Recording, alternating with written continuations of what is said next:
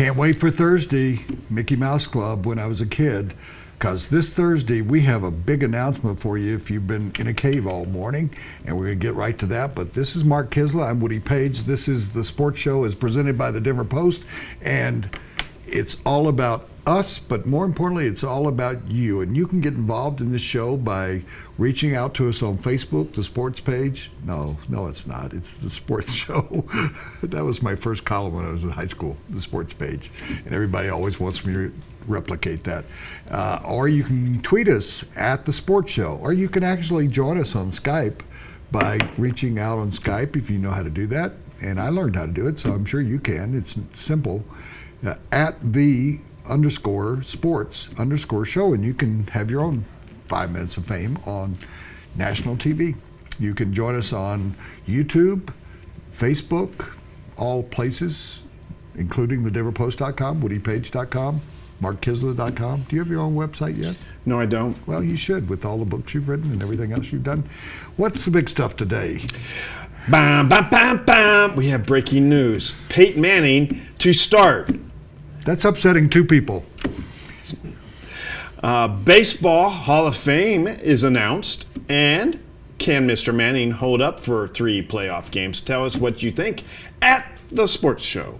Let's start off the question. I said that two people were disappointed that Peyton Manning was named quarterback. One of them is named Brock Osweiler. The other one is named Mark Kiszla. Are you upset? No, I'm not disappointed. Because people think that we get upset when things don't work out the way we don't want to. Yeah. No, I believe that Peyton Manning would start. I just think Peyton Manning should not have started. That he does start, am I upset about that? No, I'm not disappointed about that. I will do my same job on Sunday when in the playoff game. I'll sit in the press box.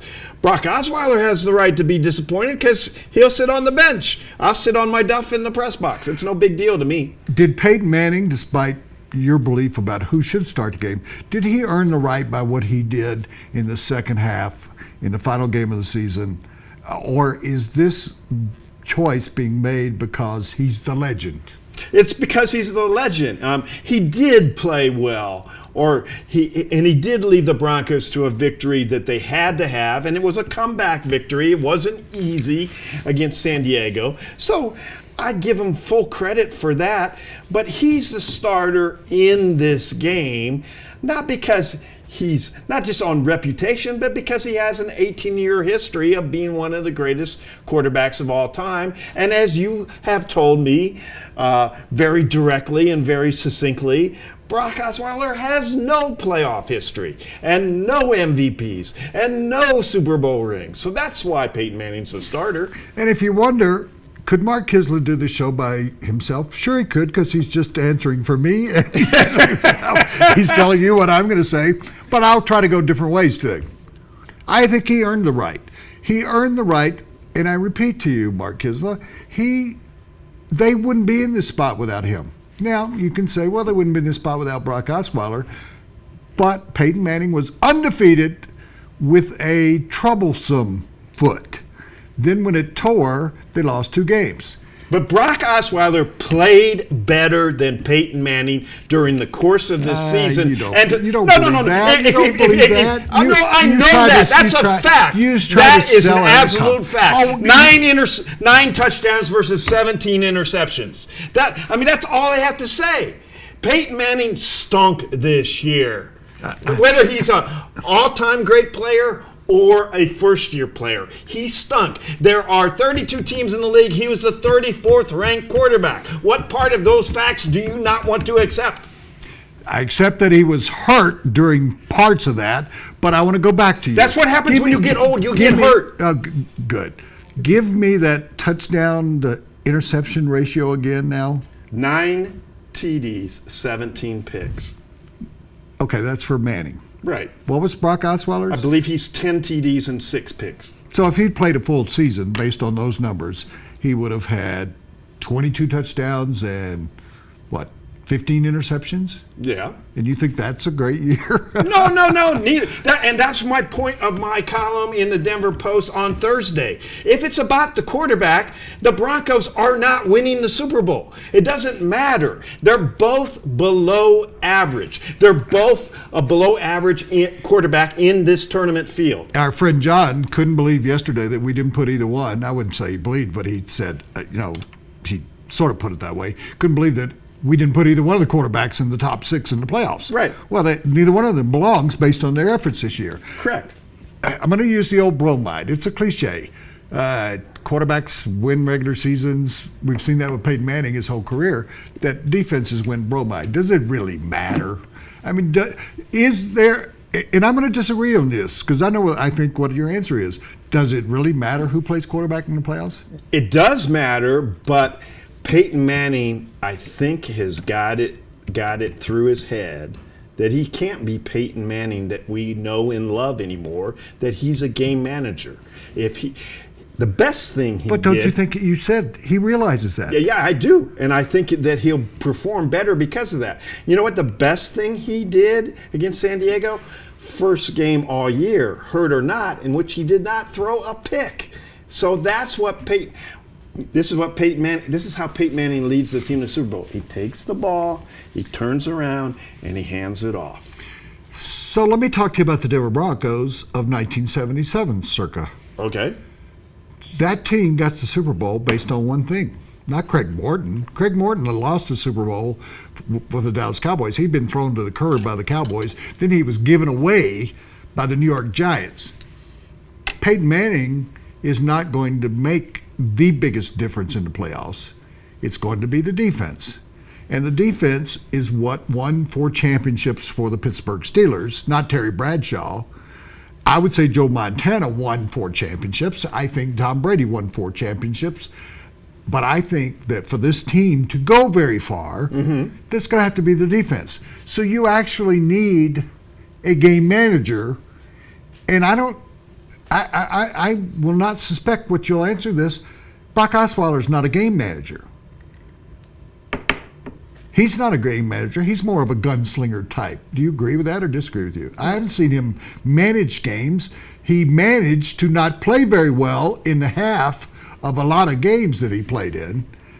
And I'm not trying to be funny here. I'm trying to have you and I have a lot of worthy discussions in the press box on rides to games. I'm saying to you, I don't characterize Brock Osweiler as a game manager or that he would be. I think the best criticism of Brock Osweiler is that he doesn't have a great instinctive feel for the game. He takes the play that's sent in from the sideline and tries to execute it. And doesn't have much imagination out there. And that, to me, is not because of inexperience, is because he doesn't have much imagination as a quarterback. And you would expect that when a guy that has not played a lick, really. And I don't think it's going to change very much 5 years from now. And that's why I don't think he'll ever be a great quarterback, because unlike Peyton Manning, and I'll give props to your guy here, Peyton Manning sees the field, has instincts for a game like almost nobody else in the history of the game. And that's not just from film study, that's a real talent that Brock will never have. 2 points I would make in response to that is, one, I did see Brock Osweiler on a play with Owen Daniels that I thought was his best play of the year, where he bought some time, he moved up. He never moves up in the pocket. He moved up in the pocket, he looked around, he could have run it a little bit, got it to Daniels for a 19-yard reception or something. That was the Brock Osweiler you would hope for if you're a Broncos loyalist or a general manager or coach moving forward. But the second thing, C.J. Anderson has since the game, and he was kind of indicating this, and I won't go into what he said off the record to me, but he said on every one of his good runs, Peyton checked into that play. Brock Osweiler checked into one play, we talked about it earlier in the week, checked into one play that was excellent against New England, but Peyton Manning does that on every play. Here's the other point. Okay, but before you go on, I also know for a fact that C.J. Anderson, early in the season, when C.J. Anderson was struggling, was complaining that They checked away from him. been checked away from him, and it was your guy, Peyton Manning, who was doing that. Well, but that was smart if he you're checked away from him when he- as brilliant as how well you Yeah. treat me. But you wouldn't want to, yeah. But I'll tell you what, and I'll put this in terms that C.J. Anderson, not the way he put it. C.J. Anderson and a lot of other veterans on that team were happy that Peyton Manning came into that game. I would agree with that. And they didn't want to get into a situation of causing any sort of controversy on the team, splitting the team. How is Brock handling that? We haven't heard from him. No, I was there today, and I heard Brock say all the right things. If he's a competitor, he's disappointed, but if he's has a decent head on his shoulders, which he does, he knows the deal. Peyton Manning's a Hall of Famer. He's not, and they're going to go with the man that's got a good resume and a track record. Well, here's what I would think here's the way I would take it if I were Brock Osweiler. I would hope, probably not, because I'm like you. I would be upset. But here's the way I would take it. I would advise him to take it this way. You weren't going to get to play this year. Right. If Peyton Manning had been healthy all year, you wouldn't have seen a spit of a moment. So this is a except bonus. for Neil Dale. So you got to show the league. You got to show the Broncos. You got to go from being a guy who was a free agent that was going to have to take whatever the Broncos offered you, right, or some sort of pittance that other teams were offering you, to a guy that is going to make, at the minimum, in my opinion, 3 or 4 years at $10 million a year. $40 million? That's not too shabby. So wouldn't you say to him, if you're his agent or you're his friend or close companion or whatever it might be, Brock, that was you found money this year. You had found money. You got to play in 7 games. You showed people you could beat New England. You showed people around the league you could beat Cincinnati. You showed people you could come back and win a game. You showed people that you could get out in front of the Pittsburgh Steelers. You couldn't finish it. Brock Osweiler needs to say, I'm ready to go also if Peyton breaks down. And he did say that. So that's a final question in this first segment. What do you think the offense becomes now? Peyton Manning starting. Do we go back to the bastardized version of the two, or are we now running the Gary Kubiak offense? We're running the Gary Kubiak offense with small nods to Peyton Manning. I went back and looked at it. Peyton Manning took 28 snaps, 14 under center, 14 in the gun. Now the last 2 were under center and he kneeled down. Victory formation. But they were effective running with Peyton Manning under center. They ran that way, I believe, 17, 18 times for 100 yards. I think, though, that we're going to see more hurry-up offense. You saw that with Brock as well as the season went on. But that's not Gary Kubiak's offense. I think we're going to see that. I think that he'll be in the shotgun more often because teams are now going to pack the box. Whatever team they play is going to say, we saw what he did. He was under center. He was handing off the ball. He was getting out of pass plays. They're going to make him, as they did earlier in the year, make him get into pass plays. Okay. Let's bet a soda. First play of the first playoff game, Peyton under center or in the gun? In the gun. Rocky Mountain Men's Clinic, the premier. Do you believe he's going to be under center? Yes, I do. We got to bet. Nah, they're going to throw in the first play. Men's Clinic. I'm sitting here today. We're betting. We'll bet a drink after we get through writing. Okay. The first game. We'll each bring those little airline bottles. We celebrate our last trip to San Diego or something, or that we never have to go to Pittsburgh ever again or something. Rocky Mountain Men's Clinic. We make let's celebrate that it's only 8 days till Christmas. Rocky Mountain. We're happy guys. Rocky Mountain Men's Clinic, the premier men's health clinic in Colorado. My good friends over there at Rocky Mountains Men's Clinic can change your sex life in one visit. Now, isn't that worth one visit to make your sex life fun, exciting, intimate, unique again. They have programs that focus on you as the individual. Not only will they work with trying to improve your sex life, they will, not try to, they will improve your sex life. They'll improve your total health.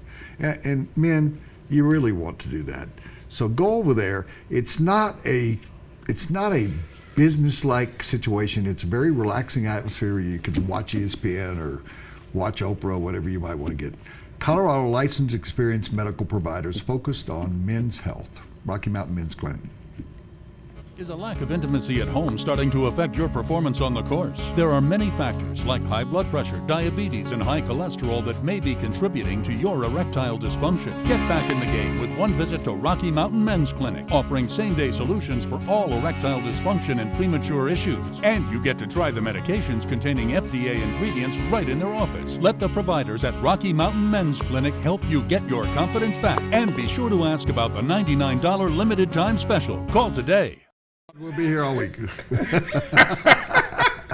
I like it that his clock is wrong. That's right. Ken Griffey Jr. and Mike Piazza made the Hall of Fame. Jeff Bagwell was considered not a lock cinch, but he was considered a guy that probably he almost made it. He was very close. Yeah. Do you think that the voters got it right or got it wrong? Did the voters get it right by not three guys? Seemingly didn't get it right. They didn't vote for Ken Griffey Jr. Everybody has their own reasons for doing things, including attracting attention to themselves. Right. What happened? What is your reaction to the Hall of Fame voting? I thought there were a lot of good candidates this year. You get to vote in up to 10. I don't think I've ever put 10 people on the ballot. I have. But usually I put 4 or 5, and this year I was up at 8. So that only 2 got in means, in my mind, there were a lot of players that were deserving that did not get in. But so I have no complaints with Piazza or Griffey getting in, and I don't really care whether Griffey got 100% or didn't. To me, once you're a Hall of Famer, it doesn't matter how many votes you got to get in. I'm going to start with your last point first. I'm going to agree with you. You talked me into this yesterday for a different reason. Babe Ruth didn't get 100%. Yeah. Joe DiMaggio didn't get 100%. Tom Seaver didn't get 100%. I can go down the line. Player Mickey Mantle, Willie Mays didn't get 100%. I think they're old baseball writers, and a lot of them were excised. They were about 100 guys that were old timers. They like were me. excused. Yes. They were shown the door. Yeah, you've had a nice life. That's happened to be on the Pro Football Hall of Fame. It's time for somebody else. Let somebody else do it.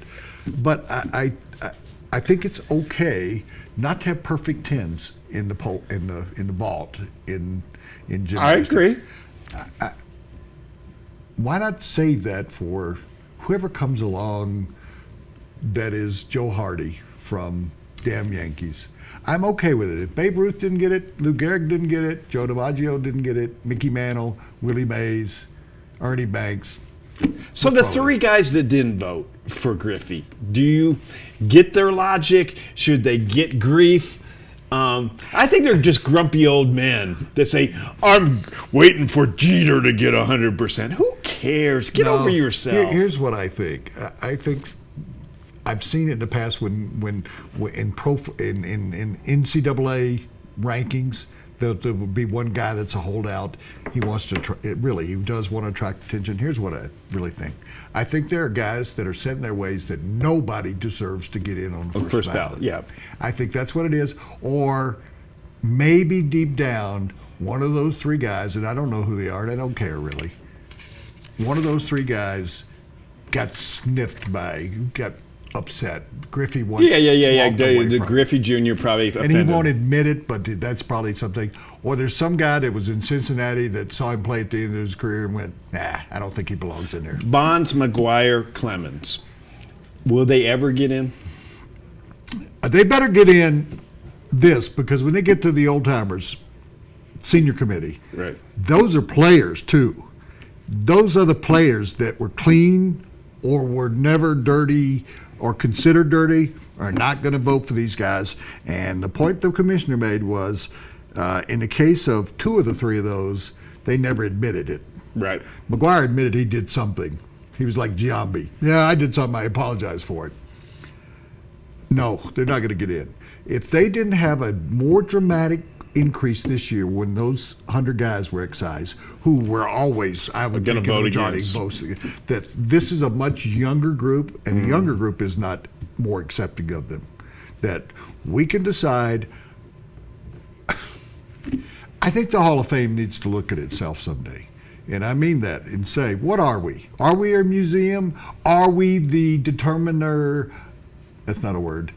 We are the determination of the greatest players in the game, that we're clean. That I will say this, the NFL gets it right. They don't care what you did. If O.J. Simpson, you can say this is bad or good, if O.J. Simpson came up, he would get in the Hall of Fame in the NFL. You know, I've always believed that it's a museum, not a church, and I can tell you and everybody else out there that every year I have a vote. I will vote for Bonds, I will vote for Clemens, and I will not vote for McGuire. It's fine. You know, and McGuire, the people say his home run ratio was the greatest of all time. He hit 220 a lot of nights. I have problems with that being a Hall of Famer. The day after every Avalanche win, get 50% off the regular menu price Did they win last night? at Papa John's. And the reason why I'm emphasizing this is go Avalanche. They won in a 3-on-3 situation last night in overtime. And you can get 50% off your regular menu price, all the online orders. And the way you do it is you use the promo code AVS when you go online. And I do it. This way I get my Papa John's. You go in, it's simple. I do that where they do drawings. Have you ever done it? It's graphics. And they show you a pizza and you say cheese and it puts the cheese on it. And you say sausage and it puts the sausage. It shows you how build a pizza, and then there's a promo code, and you put ABS in, and you get 50% off. That's the new PapaJohns.com. When the Avs win, you win at Papa John's. All season long, the day after every Avs win, you get 50% off your regular menu price online order at papajohns.com by entering promo code AVS. That's right. Just enter promo code AVS online at papajohns.com the day after every Avs win for 50% off your entire online order. Better ingredients, better pizza, Papa John's. Well, let's do this. If I get their attention, secrets why they're watching us. here, I'll get all of their attention, all the staff's attention. Okay. You go to the 2 clocks and move them up. And They then won't we'll be know done. it. We don't want to be done. You're watching the sports show. That's Woody Paige. I'm Mark Kiszla. Wade Phillips, named the Assistant of the Year by Monday Morning Quarterback Peter King's outfit with Sports Illustrated. He couldn't get a sniff of a job last year. Does Wade finish his career with the Denver Broncos? Well, I think this is a statement about Wade Phillips that was well deserved. There are a lot of idiots in the NFL. Everywhere he's gone, he's improved the defense. Now, you can't tell me in Cleveland and Detroit and San Diego, they just passed him by because they thought he was too old. He proved again. I am not certain he's going to finish his career here. Right. He's building a home in Houston. Oh. Houston is his home. Yeah, he's a Texan through and through, and he's very proud of it. I'm not sure he wouldn't want to finish his career his last year in Houston. Okay. I'm not certain he will finish his career here. He likes Denver. He spent a lot of his career in Denver, but he spent a lot of his career. No, his roots are in Houston, and those roots are really, and he really told me deep. he's building a house down there. He's renting here. So Can I ask you a personal question? Sure. Who's older, you or Wade? I'm a year older. Okay. He reminds me of that. I congratulated him on Sunday after the game, and he was rushing out of the place, and I said, "Congratulations, old man." We shook hands. He said, "You're older than me." Oh, see, that's a good story. But here's what I would think. If I were the NFL, I would expand the Coach of the Year. He deserves to be the Coach of the Year, don't you think? So even Number if you're one- an assistant, you can be the coach of the year? Why wouldn't that be? It doesn't say head No, coach of the year. that's fine by me. It's a good idea. I like it. That's Because you innovative. Look around. Who would you name Coach of the Year in the 2 conferences? Because it's always 2 conferences.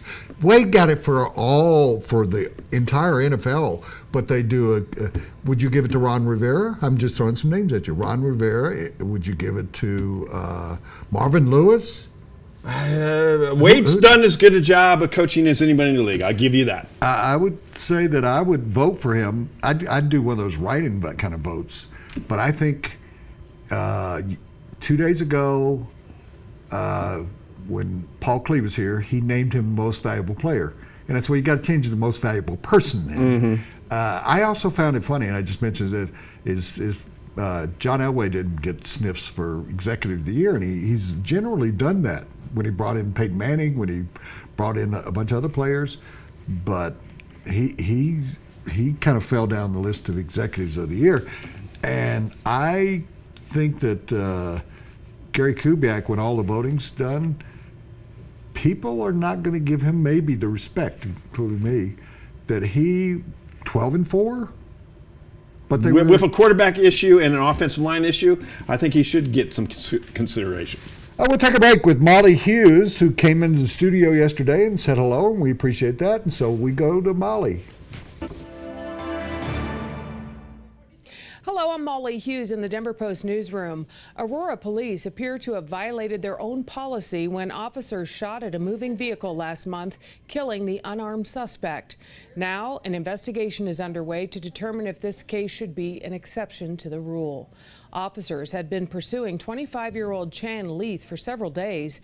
When Leith was spotted at a 7-Eleven a few days before Christmas, officers responded and blocked in the stolen vehicle he was driving.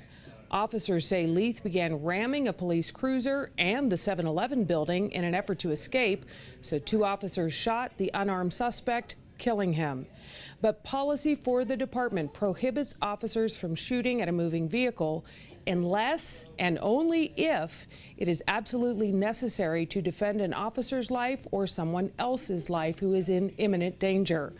There were a few customers in the 7-Eleven that night, and propane tanks were stored out in front of the store. On the surface, these circumstances do not appear to justify the shooting, but the Denver Police Department is now investigating the Aurora Police Department to determine if there are mitigating circumstances that justify using deadly force in this case. That must have been Dane's. Dane knows when he's not here. Here's the question. Both the Nuggets and the Avs won last night. Are you happy now? Here's what I was happier about. What? That Moutier didn't play.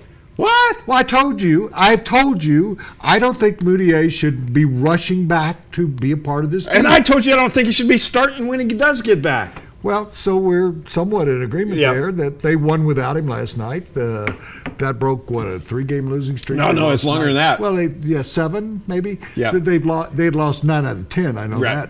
that. This team isn't going anywhere. But I watched a good part of the game last night, and they played well. When Malone can get them playing together, you've made 2 good points this year. I don't want to turn into 2? Well, you've made 2 good points. You're young. I might make 5 or 6 good points before it's over. You came in and told me that their pace is slower than it was under Brian Shaw. They won 78-74. And then the other thing you brought up was... I saw that score and I thought, did they forget to play the fourth quarter or what? And the other is that you said that their record is comparable to last year when the team was falling apart all Right. around everybody. So I would make every game dollar night. Every day you get in for $1? Yeah. Okay. The beer is $7, but the ticket is $1. I'll tell Well, you what they get the concessions. Yeah. And you get the, when I say $1, what I'm saying that figuratively, because the ABA's first championship game, you always learn from me. Yeah. Pittsburgh Condors. Pittsburgh Condors. Played New Orleans Buccaneers, who had Larry Brown and Doug Moe. It was dollar night. Is that right? For a championship game. I'll tell you what I was happy about. I was happy about the Avs. They were getting dominated in the first period by a very good Blues team. They came all the way back. They scored with the late in the third on the Patrick Waugh trademark move. Yep. Pulled their goalie early. They score in 3 and 3 in overtime. They're going to play Nashville tomorrow night. They win. They're back in the playoffs at the midway point of the season. This is a team. Oh, no. I'm going to say it. The Avs are going to make the playoffs. No, I'm not sure they're going to make the playoffs. But they got a real shot to make the playoffs. I was going to guarantee it, and then I chickened out. It'd be like me telling Peyton Manning I was going to bench him. If I was a coach, I'd chicken out. I don't know what your answer was. I don't know what my answer was either. I think there are 8 teams that are better than them. Okay. I have you now that you've explained to me the playoff system. Right. Because I was trying to figure it all out. That it's what the top. What I five actually believe is the Avs are good enough to make the playoffs, but I agree with you that there are probably 8 or 9 teams that are better than the Avs. Which is worse, the Kroenke family or the Modford family? Well, the Kroenke family disappoints more people because they have more teams. They have the Avs, they have the Nuggets, they have the Rapids. But I think the Kroenke family, if I'm not mistaken, have won a championship with the Rapids and have won a championship with the Avs. And the Moffords, they went to the World Series, but at least the Kroenke family's trying. Who do you think? Because Kroenke also owns the Mammoth, doesn't he? Yeah? And one of those outdoor soccer teams or something, lacrosse teams. Does he own that? Does he own that one too? No, I think Outlaws? I think Pat Boland family owns the Outlaws. Who owns the Outlaws? I don't know. Tweet us if you know. But here's a good question, at least for me to ask myself: which team lost more last year? which family lost more last year? More games? Yeah. What do you think it was? So the Rockies lost somewhere around 90, didn't they? Yeah, I bet the Rockies lost more than the Avs. I don't think so. What? Well, we're gonna have to do the math, man. Yeah. And So I was bad in math and English. I think if you add all 4 teams together, that the Rockies lost more during the calendar year than the Rockies did. Okay. We'll get back to you with the answer to that. Cooney Lexus of Greenwood Village is Colorado's #1 volume Lexus dealer, conveniently located at I-25 in Bellevue. View their current specials and a large selection of new and certified pre-owned vehicles at Cooney Lexus of GreenwoodVillage.com. It's the only car I drive. It's the only car I buy. This is the only dealership I'll deal with. Greenwood Village's own Cooney Lexus.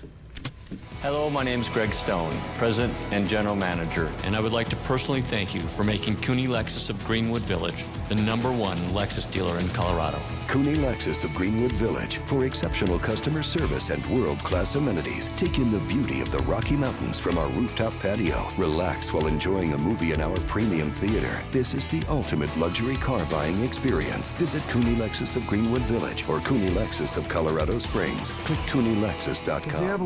The Avalanche and the Nuggets had such bad seasons, and the Rapids weren't any good. They lost. The Kroenke family lost more games in 2015. But we're going to be than the specific Mofford about family it. did. Well, somebody just showed up in our midst. Tell us who you are and what you're doing. It's Mr. Dab, as far as I'm concerned. My name's Hugh Johnson. I'm with the Denver Post. I'm a digital sports producer, and this is what's trending now.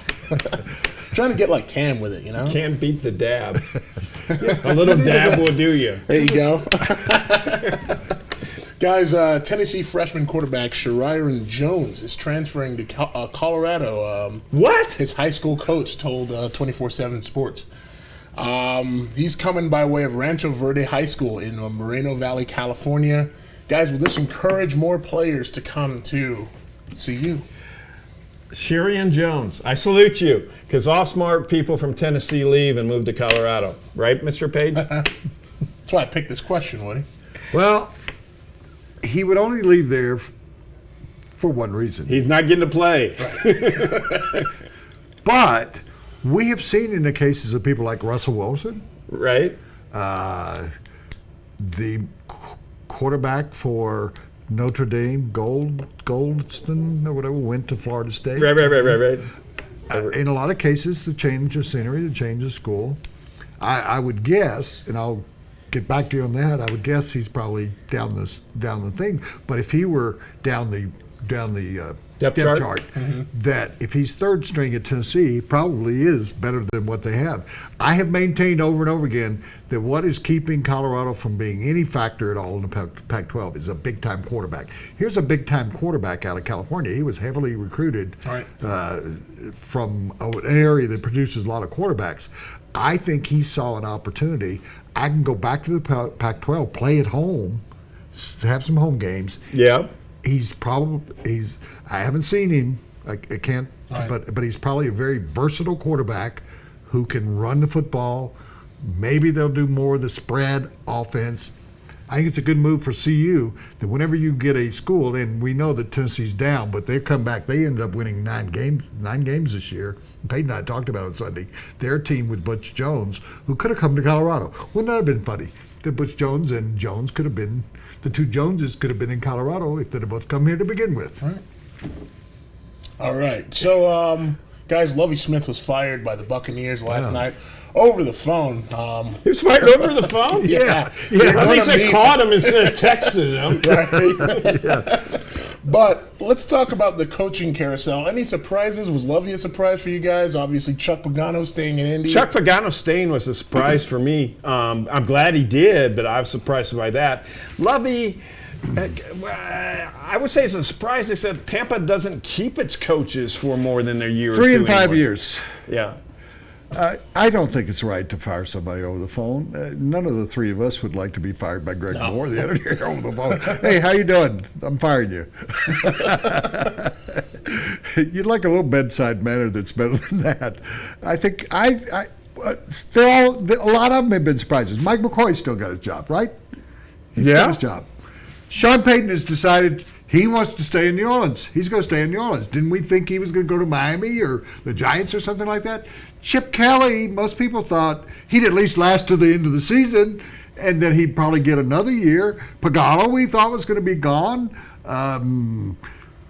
No matter how people laughed about Tom Sula, you'd think he'd gotten more than a year. The guy had spent like 9 years as their line coach. Where's the loyalty, man? I think that what's happening in both college football and pro football is you better win right now. I mean, it is a win.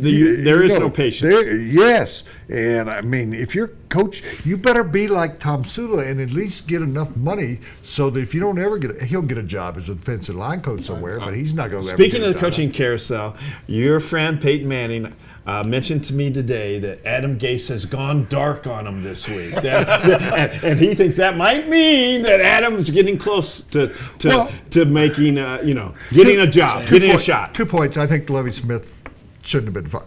Here's a guy that's gotten to the Super Bowl. He only had 1 year with Winston. I think he was in the playoff hunt, and nobody expected that. That was a bad, and a lot of, players are going to say that. They love coaches and everything, but man, they've got a mutiny. The pun is intended here. The Buccaneers have a mutiny on their hands down there. And in regard to Adam Gase, here's what Adam Gase has got going for him that he hadn't had. There's no playoffs. Yeah. So he can survey the land. He doesn't have to panic. And like in the past, he only had that little window where he could talk to people. Adam Gase is going to get a good, not a great Super Bowl team out of this, but he's going to get the job he wants out of this, whether it's San Francisco again. I think he'll come back to him. Miami's on the horizon. Maybe Philadelphia. If you got a quarterback, you want this guy to work with him. Tannehill's a guy that he would help a lot. Anything else? That's it for me, guys. Well, thanks a lot. And I've forgotten your name already. My name's Hugh Johnson. I'm with the Denver Post. You can find me on Twitter at HughJohnsonDP. And that was what's trending now. Well, and he did a commercial. You're going to start paying money if you're going to sponsor a segment. He gives us his Twitter account, his address at home, what products he's selling. But this segment actually is presented by the Celtic Tavern. Stop by for some traditional Irish food and taste some of the finest and rarest whiskeys. And he won't admit it, but the publisher of this newspaper and I tasted a lot of the finest and we got Uber. And I love it when Noel said to Mac, who's the publisher here, he said, "Do you like those whiskeys?" And he went, "Yeah." He said, "Wait a second." And he disappears like Adam Gase. He goes dark. And about 5 minutes later, Noel shows up. And you know it's a good sign of a whiskey when he goes, said, "I've been in the basement, guys." Oh, he dusted it off. Tell Noel you want him to go in the basement and get one of those that he dusts off, because there's some good ones. The Celtic Tavern, just 2 blocks north, southwest of Coors Field. Hello, my name is Greg Stone, President and General Manager, and I would like to personally thank you for making Cooney Lexus of Greenwood Village the #1 Lexus dealer in Colorado. Cooney Lexus of Greenwood Village. For exceptional customer service and world-class amenities, take in the beauty of the Rocky Mountains from our rooftop patio. Relax while enjoying a movie in our premium theater. This is the ultimate luxury car buying experience. Visit Cooney Lexus of Greenwood Village or Cooney Lexus of Colorado Springs. Click CooneyLexus.com. Fall on the Floor, Citywide Bank sponsors this. Weather in Minnesota, we're talking Green Bay weather. They're close by. It's going to be in the single digits. As much as you like Seattle, is that going to affect them? Because Seattle plays in rain and occasional snow, wind. I think that, let me admit first this. Minnesota still plays outdoors? I didn't even know that. I know they're building a new stadium that's going to be outdoors. They're playing at the University of Minnesota. Okay, yeah, that's outdoors. I've been there.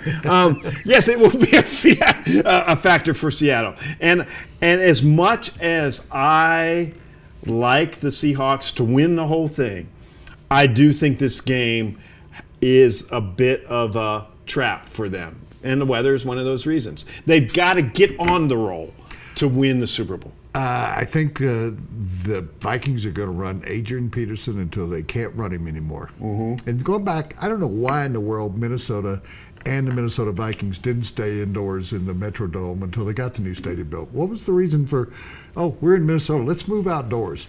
Forgive me, this is not Bloomfield anymore, or Bloomingdale or whatever it was, where they were playing outdoors baseball. Minnesota. I don't get that. But I think that this is going to be a very close game, and I will give, we like to use this term, I'm going to give the Vikings a puncher's chance. Bridgewater's had a good year. I think Seattle, this could be a defensive game, and that means turnovers and stuff like that. Calvin Johnson, considering retirement, do you believe that he's going to really hang it up at 30 years old? What time is it? It's 18-3 or something? Is it 17-3 yet? It's about 18-3. That's how long he's going to think about retirement. 18 minutes? No, 1 minute. Okay. New York minute, we'll say. He's not going to retire. He's 30 years old. He's one of the 3 or 4 best in the league even now. He's got a team that actually is, I thought, was better at the end of the year. They're going to keep Caldwell. They're going to get rid of everybody else except Cooter. Is that the offensive coordinator? I kind of like what I saw out of Detroit. They could have won another couple of games. They played the Broncos legitimately. I believe that. What was the question? Is Calvin Johnson going to retire? I got off on a tangent. No. No, you never do that. Well, since you took my 30 seconds, Calvin Johnson ain't quitting. He's a big fat liar. The Dallas Cowboys players are souring on Greg Hardy. Here's what's Really? Do you think he'll be not only 2 parts? Do you think he will be with the Cowboys next year? Do you think he'll even be in the league? I think if the Cowboys had to do it over, they wouldn't invite Greg Hardy in. And Greg Hardy's one of those guys that's, he's more trouble than he's worth. So if the Cowboys don't keep him, why would anybody else pick him up? The blowback was so heavy on this. Yeah. And the play was not,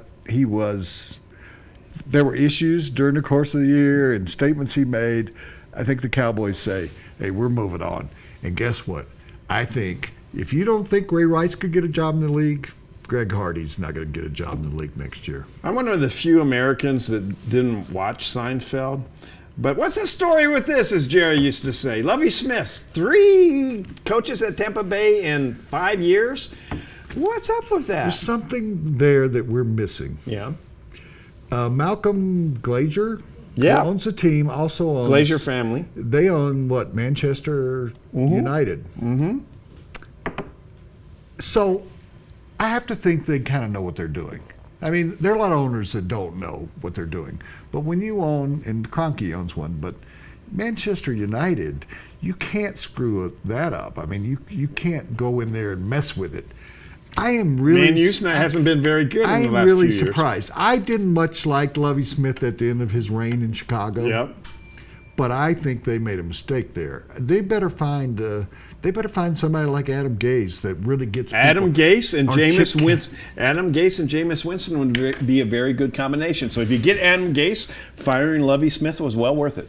Or if you want to go the Chip Kelly route, you Yeah. want to do that. Four on the Floor, as I said, sponsored by Citywide Banks, a family-owned, Colorado-focused business bank with 12 locations. You'll see them all out over Denver and Boulder. And what you will like about it when you see it is, I think you'll like it. I do. It doesn't look like some tall building that's got 5,000 offices in it. It looks like a bank used to look. It's a focused, friendly family bank, Citywide Banks, bank where we do, and put a little bit more money than I have in there.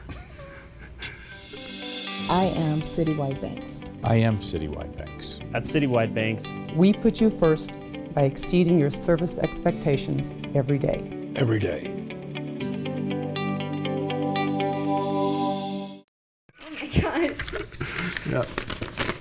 Oh, what we like is that this segment, Madison's Mailbag, is not only exciting, it's a very short segment. Here's Madison Faulkner. Yeah. Have you heard every short joke in the history of the world? I think so. I'm sorry. Maybe there's a couple But you more. know what I like? You go with it. You go with it. I you know, love them. Yeah. So we have a lot of questions today, and the first one is from Robert Grimes, and he wants to know, we all know about the quarterback problem, but has anyone thought of Peyton Manning as a quarterback coach or even an offensive coordinator? No. Peyton Manning's not going to be a quarterback coach or an offensive coordinator. He might be the president of a franchise, but he's not going to be the quarterback coach of any franchise. Denver, Tennessee, Houston, wherever. I find it funny. Robert says, has anybody thought of this? Guess what? Everybody's thought of everything in the world. Microsoft, cell phones, but nobody has really spent much time thinking about him as an offensive coordinator, quarterback coach. Because first of all, you pay him about $800,000 a year, $1 million a year. He's not going to do it. That would be. He's been an offensive coordinator for 18 years. He's not going to be. He's not going to be any one of those. What he will be is the next John Elway, or he'll be the governor of Tennessee. I don't think he's not going to be the Secretary of State in Tennessee. He is not going to be the Director of Housing in Tennessee. He's going to be the governor of Tennessee, or he's going to be the top guy at an NFL franchise, or he's going to be on television. He could do Sunday nights with Tony Dungy. They were together for years. Yeah. Next question. Our next question is from the_agent_17, and they want to know, will Peyton be a Bronco at the start of training camp? I don't think he wants anything of coming back. I don't think they want anything of him coming back. I think John Elway felt like, speaking for John Elway, I'm going to say this. John Elway felt like he did Peyton a favor to let him come back this year. Okay, I'm going to give you one more chance. I owe you the same courtesy that I got, that I came back. Peyton's had enough of this. He came back for reasons. He's hopeful that the one reason he came back will be fulfilled. Probably won't. To win a championship? But I mean, there's this much chance that he feels so good that he wants to go play in Houston. Okay, Peyton and John stayed together 1 year too long. I think that's fair to say. But they won't stay together 2 years too long. There's no way he's in camp with In retrospect, I'll add to the Agent 17. In retrospect, should they have gotten together and said, the best thing is let's make it work where you go somewhere else and play 2 years? Yes. That's our answer. Perfect. And then we have selected one more great tweet for today, and it is from Solely Reporter. And they want to know, who is a scarier matchup for Denver, Kansas City or Pittsburgh? I was on a Hawaiian radio station today, and I do it because I like to ask them what the weather's like. Because you like to body surf? No, it's kind of my weather porn. I ask them what the weather is there. They tell it's 82 and nice slice wind coming off the ocean, and you like Hawaii too. And so I agree to go on there once a month. And they asked me the same question today, and I said Houston is the one matchup they'd like to have, despite J.J. Watt. Brian Hoyer, give me a break. I think Pittsburgh. They lost to Pittsburgh. I think that Roethlisberger scares me a lot more than Alex Smith.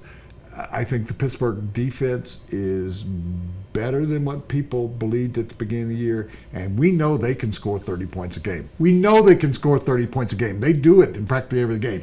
The other team doesn't scare me as much. Okay. I'm higher on the Steelers than I am on the Chiefs, but I've seen the Chiefs play the Broncos twice, and the Chiefs should be 2-0 against them. The Chiefs have the Broncos number. Okay. Okay. Let me just say this to you. It's like we're sitting there. So Kansas City should be 2-0. Yes. How tough is it to beat a team 3 times in 1 year? It's very difficult, Woody. Thank you. So let's assume for a moment that they should have beaten them the first game. They'd be 2-0, and it would be very tough for them to win a third game. Can we stop whispering? Yes. Thank you, Madison. Thanks, guys. Order Papa John's Broncos 18 special today. In honor of 18. Because he's starting again. Oh. You can say, I support this. I am one of those 75, 80%. I bet the poll today, they stopped doing the poll. Now it's up to 90%. Everybody's jumping on that bandwagon except you. In honor of Peyton Manning and in dishonor of Mark Kiszla, do the pizza special there, 18. So what you do is you put in the promo code Broncos18 online, and if you haven't done it, as I mentioned earlier today, it's fun to build your own pizzas, like building with building blocks, Lincoln Logs when I was a kid. You can watch your pizza being built by just pushing buttons.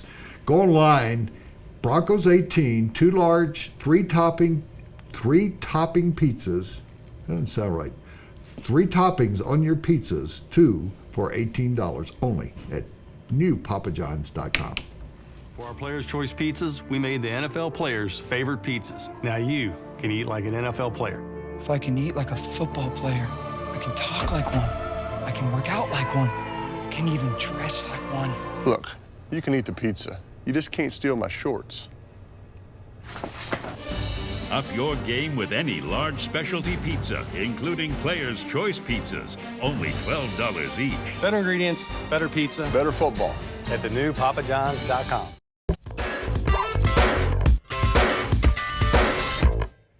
We want to get into pick 6 because I think this is a very interesting question. Came up from Dane today that I hadn't really thought about it, but since the Broncos' 2 quarterbacks apparently don't add up to 1 quarterback for other teams, name the 6 worst quarterbacks ever to win a Super Bowl.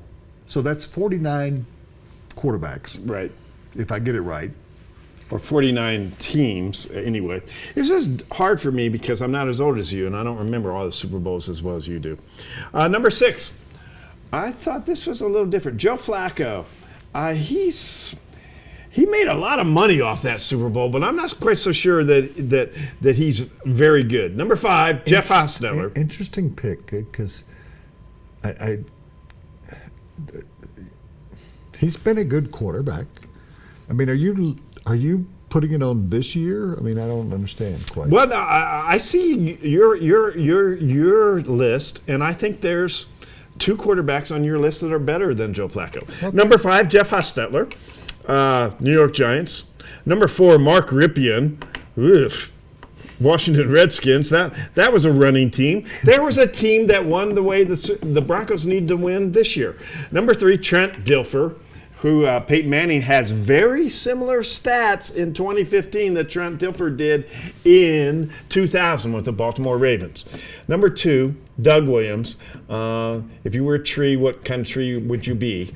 And number 1, the worst quarterback I've ever seen in the Super Bowl, and he won it too, was Gary Yepremian. That he tried that pass, and that was the worst pass I've ever seen in the Super Bowl. Old school reference there. You're kind of twisting the question, but yes, there was a bad snap on a field goal, and he ended up with the ball. He was a left-handed. He owned a store that made ties. Yeah, he whiffed on the throw. Yeah. He was a good field goal kicker, but he was the worst looking passer, maybe in the history of the Super Bowl. But I think I've got some guys on the list. I mean, I'm interested. Do you think they're better? Number 6 on my list is Jeff Hostetler. I'll explain a little bit more about that. He didn't start until with 2 or 3. He was almost like Brock Osweiler, that he came in for an injured Phil Simms. That's fair. That's very fair to say. Simms hurt his foot. Hostetler had been a career backup. I mean, we're not Simms talking hurt about his foot too? I forgot that. Yeah. And so he was out. Hostetler only started 2 games at the end of the season. He was almost 30 years old. He'd started 2 other games when Sims was hurt earlier in his career, other quarterbacks.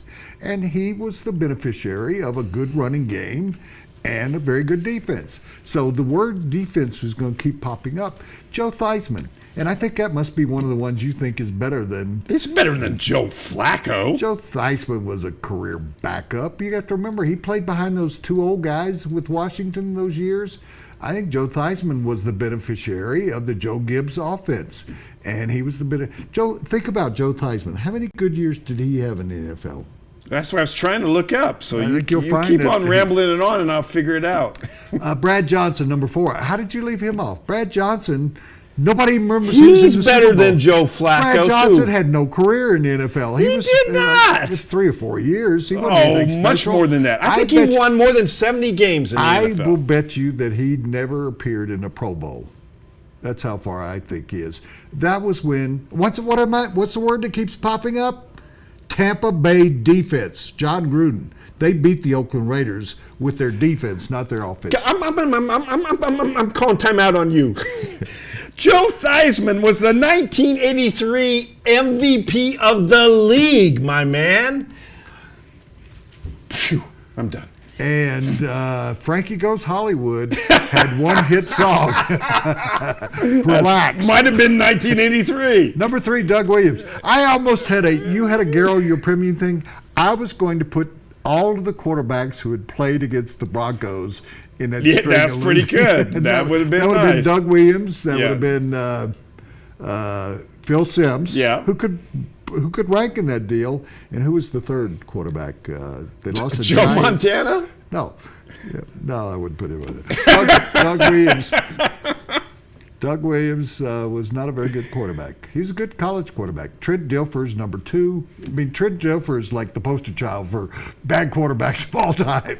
I like him, though. He's a good guy. Mark Rypien. Really? But here's the thing. Do you know the story about Mark Rypien I'm about to tell you? No, I don't. Joe Gibbs and Dan Reeves were going to trade Mark Rypien for John Elway. What? 1990. After the Buffalo game that they lost, the Broncos lost, Dan Reeves proposed a deal that would have brought Mark Rypien and the Washington's best running back. And I don't know his name. It was not the guy who was MVP in the league. But It's it was not John Riggins. It was a young running back, and they were going to trade it. And guess why that deal wasn't pulled off? Because Pat Bowlen said no? Guess who was fired soon after that? Dan Reeves. Brad Johnson, twice Pro Bowler. Twice? Ooh, 2 times. Ooh, gosh.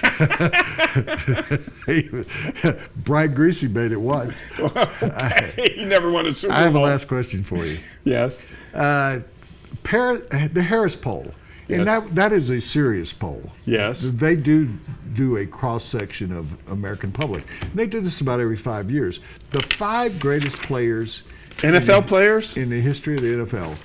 And they picked Peyton Manning 3rd, behind number 1, Joe Montana, and number 2, Tom Brady. Number 4 was Walter Payton, and number 5 was Jim Brown. Brown dropped from number 2. I think as people forget that Jim Brown played in the The league. people that watch Jim Brown are dying. I mean, who do you like?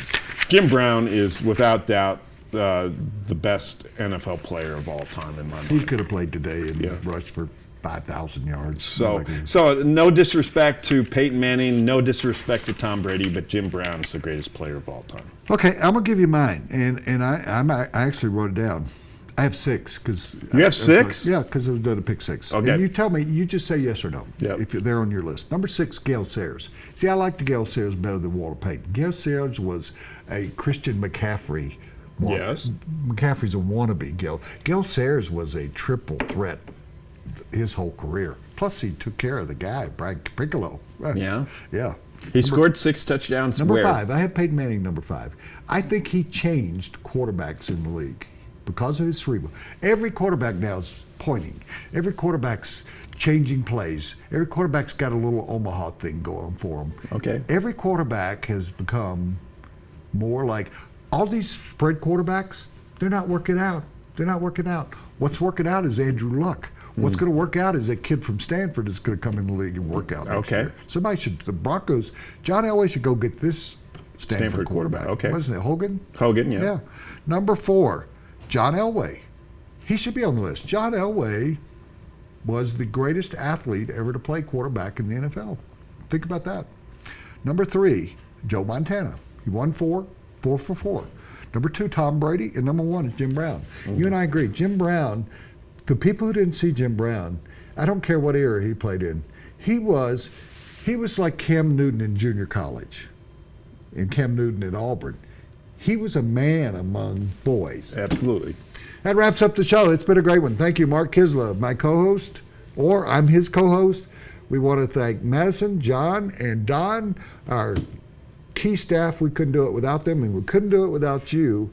And stay tuned now for a news break with Molly Hughes. We'll be back tomorrow.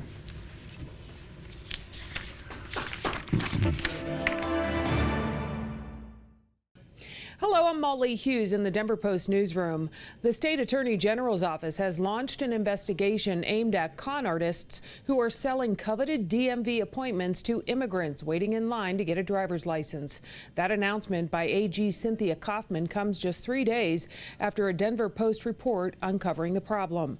The state's top prosecutor says a number of con artists are securing DMV appointments, then selling the time slots to people who are waiting sometimes months for an appointment to get a driver's license. Some victims have paid up to $1,000 for an appointment, and in some cases, no appointment ever existed. There are an estimated 150,000 people living in Colorado illegally who pay taxes and qualify for the license program. But only 90 appointments a day statewide exist, so people are waiting several months to get a license, and at the current rate, funding is expected to run out for the program before everyone is served. The Attorney General is urging anyone involved in the scam to cancel the appointments they made and cease their activity immediately. Anyone who has been a victim is being asked to call the Colorado Consumer Line to file a complaint.